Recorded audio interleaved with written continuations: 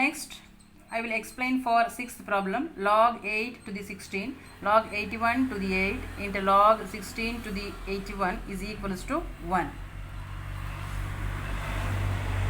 We have considered or given, we should write same question. Next, I will simplify the problem.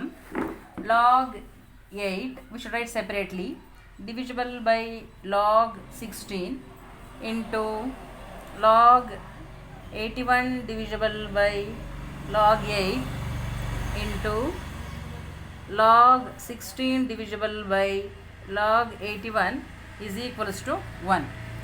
Next step ಅಲ್ಲಿ log 8 ಅಂದರೆ we can simplify 2 cube divisible by 16 ಅಂದರೆ log 2 to the power of 4 into 81 odd number ಅದನ್ನು simplify ಮಾಡಿದ್ರೆ 3 to the power of 4 divisible by 8 ಅಂದರೆ log 2 cube into log 16 means log 2 to the power of 4 divisible by log 81 means log 3 to the power of 4 is equals to 1.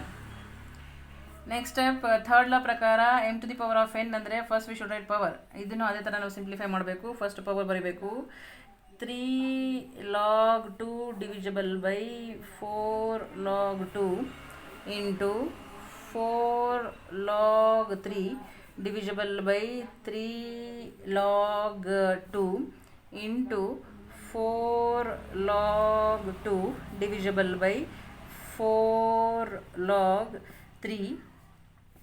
Next ಸ್ಟೆಪ್ಪಲ್ಲಿ cancel ಆಗುತ್ತೆ. ಹೇಳಿದರೆ 4 log 2 4 log 2 cancel. In multiplication of ಲಾಗರಿದಮಲ್ಲಿ ಮಾತ್ರ ಓರೆ ಅಥವಾ cross ಇದ್ದಾಗ ಮಾತ್ರ ನಾವು ಕ್ಯಾನ್ಸಲ್ ಮಾಡಬೇಕು. 4 log 2ಗೆ 4 log 2 cancel, 3 log 2ಗೆ 3 log 2 cancel, 4 log 3ಗೆ 4 log 3 cancel. ಎಲ್ಲ ಕ್ಯಾನ್ಸಲ್ ಆದಮೇಲೆ ಉಳ್ಕೊಳ್ತಕ್ಕಂಥದ್ದು 1. We can prove that LHS is equals to RHS. Therefore, answer is 1. Next question, log 4 to the x plus log 16 to the x plus log 64 to the x is equals to 12. ಹಿಂದೆ 2 ಪ್ರಾಬ್ಲಮ್ಸಲ್ಲಿ log ಮಧ್ಯೆ multiplication ಇತ್ತು, ಡೈರೆಕ್ಟಾಗಿ ನಾವು cancel ಮಾಡಾಕಿದ್ವಿ. ಇಲ್ಲಿ plus ಇದೆ. ಇಲ್ಲೂ ಅಷ್ಟೇ, first we have given are considered the same question, we should be right. Next we can separately we should be right log 4 plus log x plus log 16 divisible by log x plus log 64 divisible by log x is equals to 12.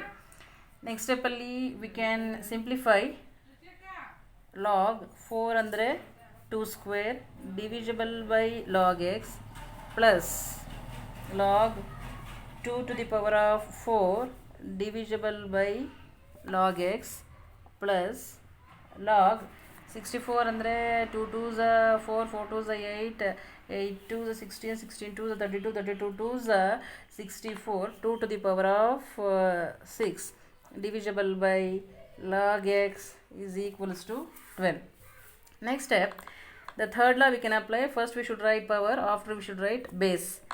2 log 2 divisible by log x plus 4 log 2 divisible by log x plus 6 log 2 divisible by log x is equals to 12.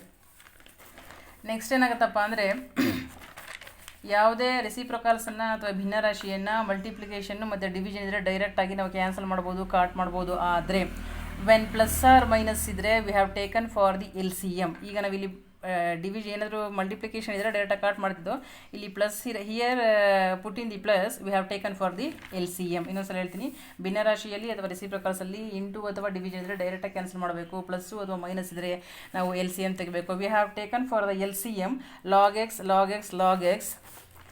The LCM is log x. Here log x, 1 is a log x, 1 into 2 log 2 2 log 2 ಮತ್ತೆ log x, 1 is a log x, 1 into 4 log 2 4 log 2 plus log x 1 is a log x 1 into 6 log 2 6 log 2. I will tell another time. These log x we have taken for the LCM log x. Log x 1's a log x, 1 into 2 log 2, 2 log 2 plus log x 1's a log x, 1 into 4 log 2, 4 log 2. Log x 1's a log x, 1 into 6 log 2, 6 log 2. Better we can put in 1 into 1 into 1 into.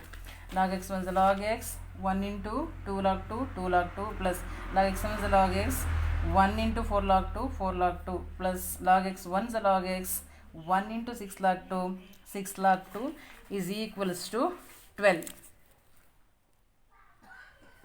Next step, we can add all the numbers. Full log 2 log 2 log 2 is the common.